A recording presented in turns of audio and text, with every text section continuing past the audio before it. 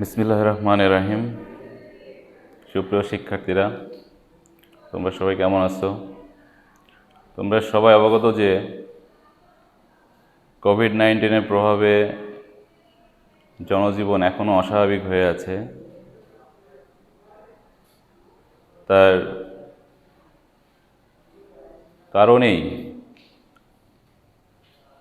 আমাদের দৌলতপুর মডেল কলেজের সুযোগ্য অধ্যক্ষ স্যার আমাদের এই অনলাইন ক্লাসের ধারা অব্যাহত রেখেছে। সুতরাং আমরা এই ক্লাসগুলো মনোযোগ দিয়ে শুনব এবং দেখব, অবহেলা করব না। যাই হোক, আমি আমার প্রথমে পরিচয় দিয়ে নিই। আমি মোহাম্মদ রঞ্জু আহমেদ, প্রভাষক, ব্যবস্থাপনা বিভাগ, দৌলতপুর মডেল কলেজ, দৌলতপুর, কুষ্টিয়া। আমি গত ক্লাসে আলোচনা করেছিলাম যোগান তত্ত্বের কিছু বিষয় নিয়ে। আজকে আলোচনা করব চাহিদা তত্ত্বের কিছু বিষয় নিয়ে। আমি চাহিদা তত্ত্ব অধ্যায়ের নাম লিখেছি। তো আজকের ক্লাস শেষে আমরা কি শিখব এটা আমরা লিখে নিই। 1, চাহিদা কি?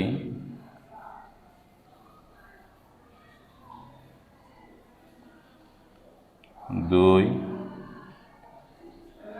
অপেক্ষক কি?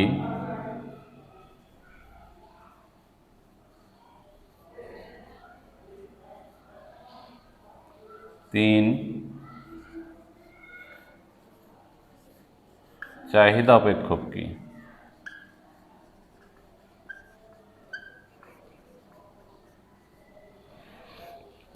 4, চাহিদা অপেক্ষক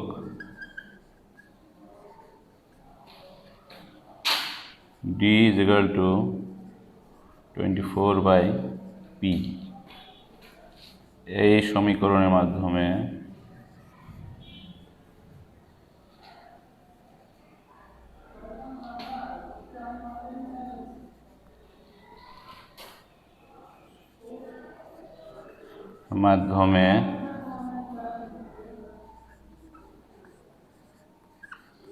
চাহিদা রেখা অঙ্কন।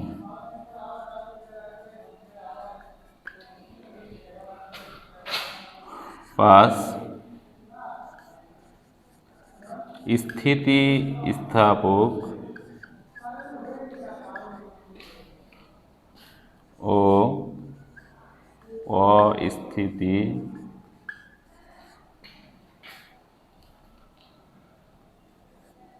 স্থাপক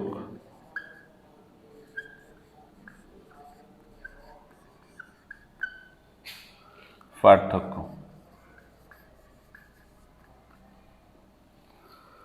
সুপ্রিয় শিক্ষার্থীরা, তোমরা দেখছো যে চাহিদা কি,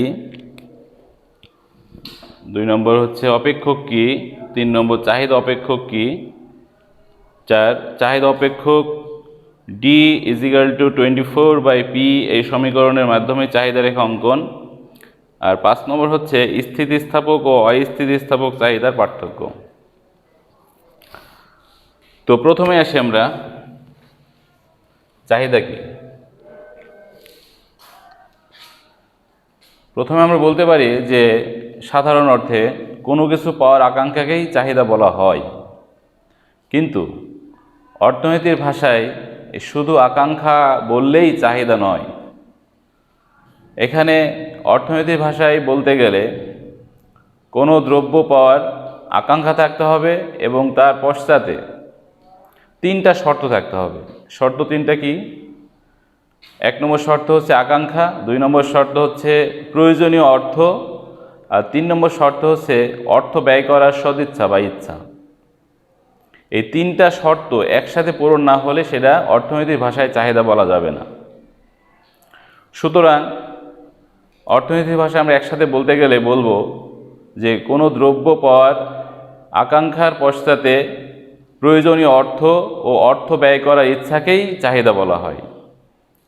কারণ এই শর্তগুলো যদি আমরা না মানি, কারণ এখানে একটা উদাহরণস্বরূপ বলা যায়, যেমন একজন ভিক্ষুকের একটি প্রাইভেট কার কেনার ইচ্ছা হয়েছে, আকাঙ্ক্ষা হয়েছে, কিন্তু তার কাছে প্রয়োজনীয় অর্থ নাই এবং অর্থ ব্যয় করার সদিচ্ছা থাকতে পারে, বাট অর্থ থাকবে না। সেই কারণে এটাকে আমরা শুধু আকাঙ্ক্ষার পরিপ্রেক্ষিতে চাহিদা বলতে পারবো না। সুতরাং বলা যায় যে, আমি আবার বলি যে কোনো দ্রব্য ক্রয় করার ইচ্ছা থাকতে হবে, প্রয়োজনে অর্থ থাকতে হবে এবং অর্থ ব্যয় করার আকাঙ্ক্ষা থাকতে হবে বা ইচ্ছা থাকতে হবে। এই প্রসঙ্গে অধ্যাপক পেনসন, বেনহাম, থমাস বিভিন্ন রকম সংজ্ঞা উক্তি দিয়েছে। তো এর মধ্যে আমি অধ্যাপক পেনসনের সংজ্ঞাটি বলি। অধ্যাপক পেনসন বলেছেন, কোনো দ্রব্য ক্রয় করার পশ্চাতে অর্থ ব্যয় করার ইচ্ছা ও প্রয়োজনীয় অর্থ থাকতে হবে, তবেই তাকে চাহিদা বলা যায়। তো এই গেল আমাদের চাহিদা। এটা সাধারণত আমাদের ক বিভাগেরই প্রশ্ন,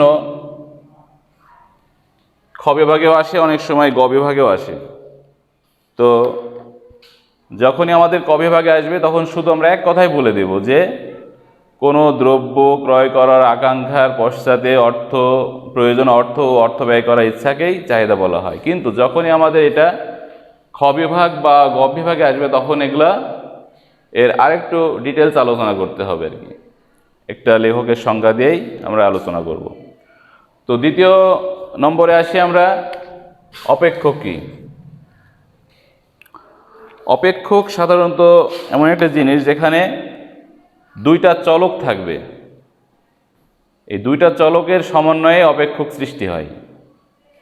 দুইটাই পরিবর্তনশীল চলক, একটি স্বাধীন চলক, একটি অধীন চলক। তো অপেক্ষক এখানে আমরা ডিটেলস যাব না, এটা সাধারণত আমাদের 1 মার্ক অথবা 3 মার্কেরই আসে। এখানে আমরা সংক্ষিপ্তভাবে বলতে পারি যে অপেক্ষক বলতে দুটি পরিবর্তনশীল চলকের নির্ভরশীলতার সম্পর্ককেই অপেক্ষক বলা হয়। আমি আবার বলি, দুটি পরিবর্তনশীল চলকের নির্ভরশীলতার সম্পর্ককেই অপেক্ষক বলা হয়।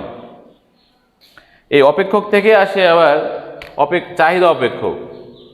আমি অপেক্ষকের পরে চাহিদা অপেক্ষক দিয়েছি এই জন্য যেন বুঝতে একটু সুবিধা হয় তোমাদের। এখানে চাহিদা অপেক্ষক বলতে আবার কি বলা যায়? চাহিদা সাধারণত দুইটা বিষয়ের উপর নির্ভরশীল, একটি হচ্ছে দাম আর একটি হচ্ছে চাহিদার পরিমাণ। এই একটি দাম এবং চাহিদা পরিমাণ, এই দুইটি কিন্তু চলক। এই চলকের ক্ষেত্রে একটি স্বাধীন চলক, একটি অধীন চলক। এখানে দাম যখন পরিবর্তন হচ্ছে, চাহিদারও কিন্তু পরিবর্তন হচ্ছে। তাহলে কি দামের উপরে চাহিদার নির্ভরশীল। অতএব এখানে আমরা কি বলতে পারি, দাম হচ্ছে স্বাধীন চলক, এখানে চাহিদা পরিমাণটা হচ্ছে অধীন চলক। কারণ দামের পরিবর্তন ছাড়া চাহিদার কখনো পরিবর্তন হবে না।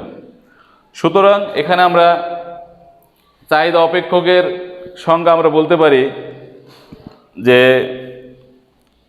যদি আমাদের 4 মার্কেরই ধরো আসলো, যে আমরা বলবো যে অপেক্ষক সাধারণত দুটি বিষয়ের উপর নির্ভরশীল, একটি স্বাধীন চলক, একটি অধীন চলক। এখানে স্বাধীন চলক হচ্ছে দাম ও অধীন চলক হচ্ছে চাহিদার পরিমাণ। সুতরাং দাম এবং চাহিদার পরিমাণের সাথে যে নির্ভরশীলতার সম্পর্ক তৈরি হয় বা নির্ভরশীলতার সম্পর্কে আবদ্ধ হয়, তাকেই চাহিদা অপেক্ষক বলা হয়। এখানে চাহিদা অপেক্ষকের যেমন সমীকরণ আছে,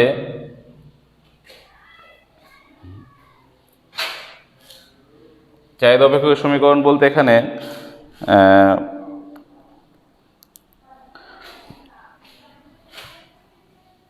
কিউডি সমান সমান ফাংশন পি। এখানে কিউডি হচ্ছে চাহিদার পরিমাণ আর ফাংশন পি হচ্ছে দাম। এইটা হচ্ছে স্বাধীন আর এটা হচ্ছে অধীন। তো অনেক সময় চাহিদারও কিছু ব্যতিক্রম থাকে। ব্যতিক্রম থাকার কারণেই দামের পরিবর্তনের সাথে সাথেও অনেক সময় চাহিদা পরিবর্তন হয় আবার হয় না। সেক্ষেত্রে কি ক্রেতার রুচি, আয়, পছন্দ এগুলোর উপর ভিত্তি করে অনেক সময় চাহিদা পরিবর্তন হয়ে থাকে। তো এখানে আমাদের সামগ্রিকভাবেই যদি আমরা চাহিদা অপেক্ষক লিখতে যাই তবে আমাদের এটা হবে কিউডি সমান সমান function P1 P2 P3 dot dot Pn y t। এটা হচ্ছে সামগ্রিক চাহিদার পরিমাণ। তো এই গেল আমাদের হচ্ছে চাহিদা অপেক্ষক কি সেটা তো তোমরা বুঝতে পারতেছো। যে এরপরে আসে আমাদের চাহিদা অপেক্ষক ডি সমান সমান 24/P, এই সমীকরণের মাধ্যমে চাহিদা রেখা অঙ্কন। আমি এবার মুছে দিই।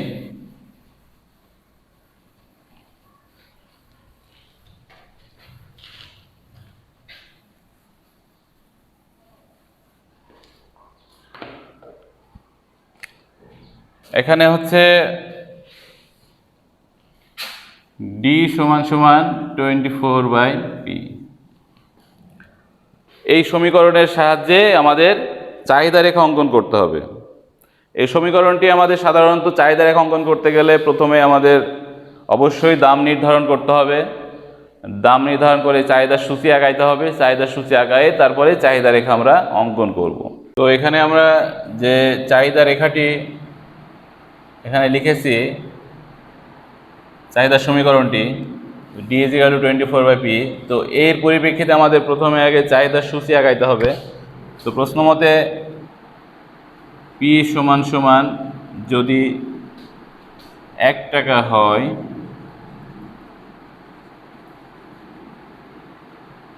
তবে 24P সমান সমান 1 সমান সমান 24 টাকা, 24 একক। P সমান সমান 2 টাকা হয় 24/2 সমান সমান 12 একক। P সমান সমান যদি 3 টাকা হয় 24 সমান সমান 8 একক। তো এটা চাহিদার সূচিতে আমরা লিখে নিই।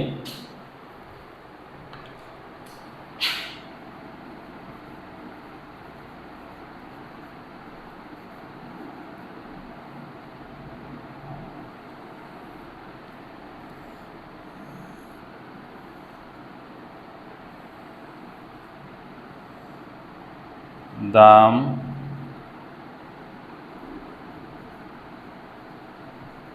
চাহিদার পরিমাণ।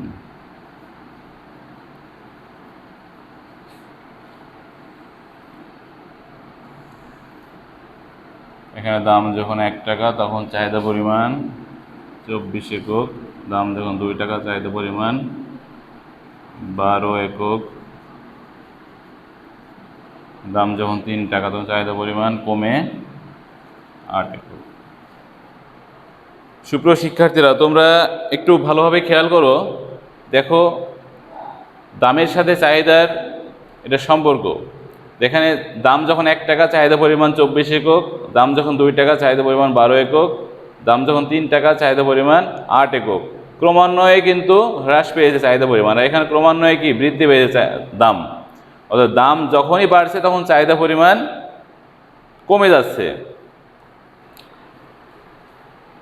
সুতরাং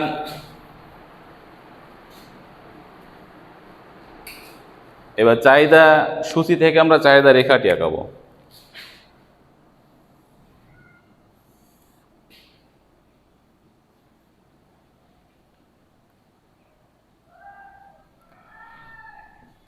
এক্স ওয়াই,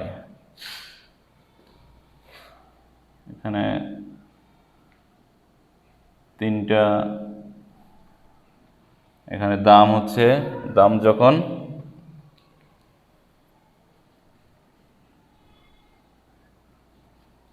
যখন 1 টাকা তখন আমরা দাম হচ্ছে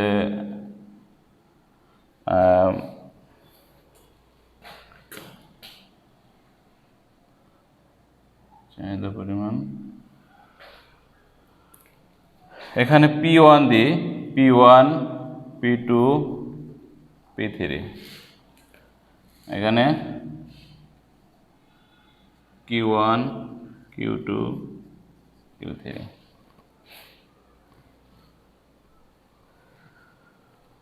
তো দাম এখান থেকে আমরা দেখি যে P1 দাম যখন P1 তখন চাহিদা পরিমাণ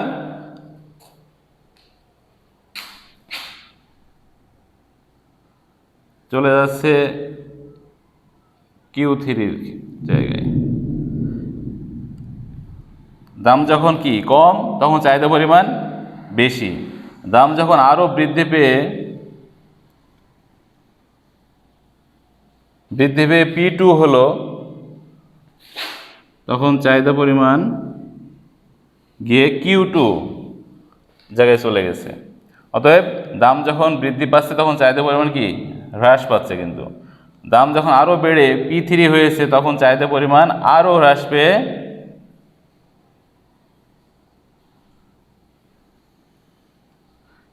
Q1 হয়েছে।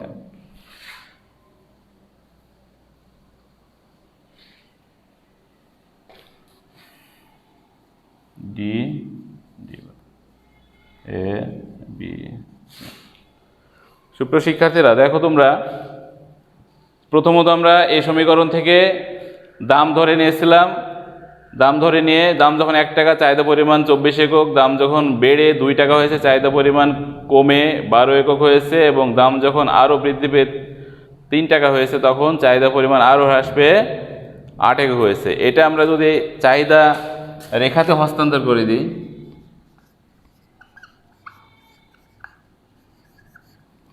চাহিদা রেখা এখানে হচ্ছে চাহিদার পরিমাণ, এটা হচ্ছে দাম, এটা হচ্ছে চাহিদা রেখা। এই আমরা কি চাহিদা রেখা পাইলাম। তো চাহিদা রেখাটি যখন আমরা আলোচনা করব তখন আমরা সূচি আঁকানোর পরে চাহিদা রেখাটি আঁকাবো। আঁকায়ে বলে দেব যে চাহিদা রেখার ওএক্স অক্ষে চাহিদা পরিমাণ নির্ধারণ করা হয়েছে এবং ওয়াই অক্ষে দাম নির্ধারণ করা হয়েছে। এখানে দাম যখন P1 তখন চাহিদা পরিমাণ ও Q3, দাম যখন বৃদ্ধি পেয়ে P2 হয়েছে তখন চাহিদা পরিমাণ হ্রাস পেয়ে Q2 হয়েছে। দাম যখন আরও বৃদ্ধি পেয়ে P3 হয়েছে তখন চাহিদা পরিমাণ আরও হ্রাস পেয়ে Q1 হয়েছে। অতএব এই দাম এবং চাহিদা রেখাগুলি এ বি সি বিন্দুতে ছেদ করেছে। এ বি সি বিন্দুতে ছেদ করে আমরা ডি এবং ডি বার রেখাটি চাহিদা রেখা পেয়েছি। এগুলো আমাদের চাহিদা অপেক্ষক D = 24/P এই সমীকরণের মাধ্যমে চাহিদা রেখা অঙ্কন। এরপরে আসি আমাদের স্থিতিস্থাপক ও অস্থিতিস্থাপক চাহিদার পার্থক্য।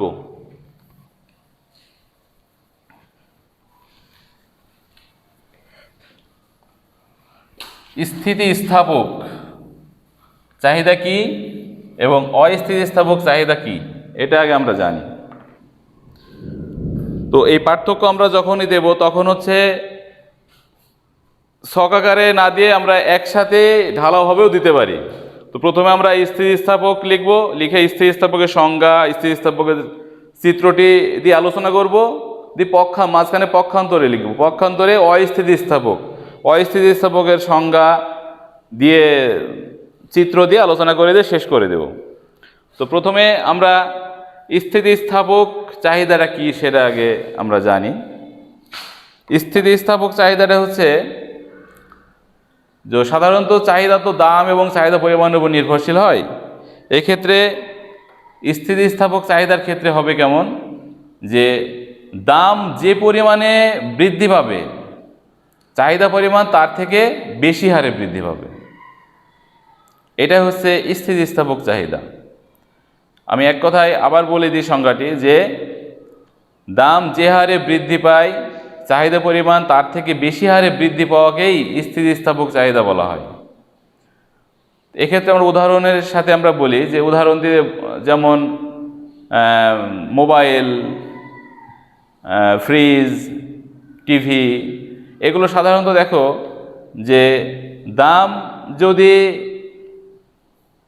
সামান্য হারেও কমে যায়, চাহিদা পরিমাণ ব্যাপক হয়ে যায়, কিন্তু তাহলে কি দামের একটা লিমিটেশন অনুযায়ী কমছে, কিন্তু চাহিদা পরিমাণ তার ব্যাপক হারে বেড়ে যাচ্ছে। আবার অনেক সময় কি হয়, দাম যখন একটু বেড়ে যায় তখন চাহিদা পরিমাণটাও মানে ব্যাপক হারে কমতে থাকে। সুতরাং আমরা সংজ্ঞাতে বলে দেব যে দাম যে হারে পরিবর্তন হয় চাহিদা পরিমাণ তার থেকে বেশি হারে বৃদ্ধি পাওয়াকেই চাহিদার স্থিতিস্থাপকতা বলে। এখানে চাহিদার স্থিতিস্থাপকতার উদাহরণের সাথে বলবা, যে যেমন মোবাইল ফোন, টিভি, ফ্রিজ, এগুলোর দাম যখন কিছুটা হারে বাড়ে তার থেকে বেশি হারে চাহিদা পরিমাণ বেড়ে যায়, সো এটা চাহিদার স্থিতিস্থাপকতা বলা হয়। তো এক্ষেত্রে চাহিদা স্থিতিস্থাপকতার চিত্র আঁকাইতে গেলে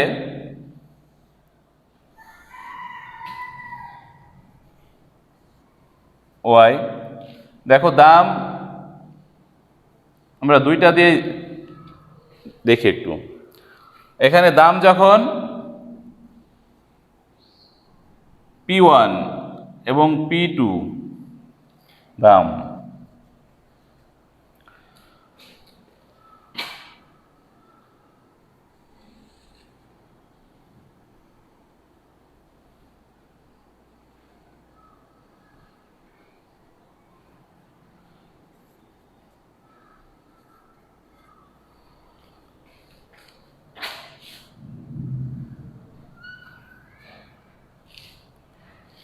ডি বার,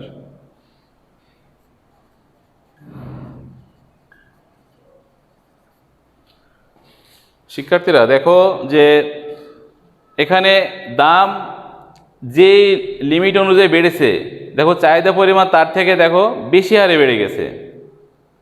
সুতরাং এটা চাহিদার স্থিতিস্থাপকতা রেখা। এবং আমি অস্থিতিস্থাপকতার ক্ষেত্রে বলি ঠিক তার উল্টোটা, যে অস্থিতিস্থাপকতার সংজ্ঞাটা আমরা বলি যে দাম যে হারে পরিবর্তন হয়েছে চাহিদা পরিমাণ তার থেকে কম হারে পরিবর্তন হওয়াকে অস্থিতিস্থাপক চাহিদা বলে। যেমন চলমান দ্রব্য, চাউল, আটা, ময়দা, সুজি, এগুলো, যে এগুলোর দাম যে হারেই বাড়ুক না কেন বা কমুক না কেন চাহিদা পরিমাণ অতটা পরিবর্তন হয় না। সুতরাং আমরা এটা বলবো যে দাম যে হারে পরিবর্তন হয়েছে তার থেকে কম হারে পরিবর্তন হওয়াকেই চাহিদার অস্থিতিস্থাপকতা বলে। তো চাহিদার অস্থিতিস্থাপকতার চিত্রটি আমরা এভাবেই দেখি। এখানে ওয়াই, এক্স, ও, দেখো এখানে P1, P2, কিন্তু এখানে তার থেকে কি কম হারে পরিবর্তন হয়েছে, Q1, Q2।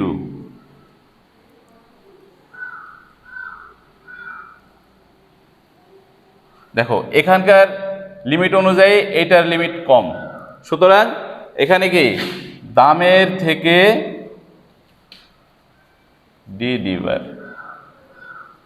সুতরাং আমরা এখানে দেখো শিক্ষার্থীরা যে আমরা এটা আলোচনা করে কি বলবো, যে ও এক্স অক্ষে চাহিদা পরিমাণ এবং ওয়াই অক্ষে দাম নির্ধারণ করা হয়েছে। এখানে ওয়াই স্থিতিস্থাপক চাহিদার ক্ষেত্রে দাম যে হারে পরিবর্তন হয়েছে তার থেকে কম হারে চাহিদা পরিবর্তন হয়েছে, সুতরাং এটা ওয়াই স্থিতিস্থাপক চাহিদা হিসাবে আমরা আখ্যায়িত করব। তো এই গেল আমাদের 5টি বিষয়।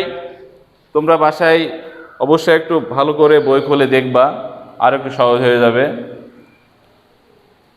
তো আজকে আর না, আমি এখন শেষ করতে যাচ্ছি।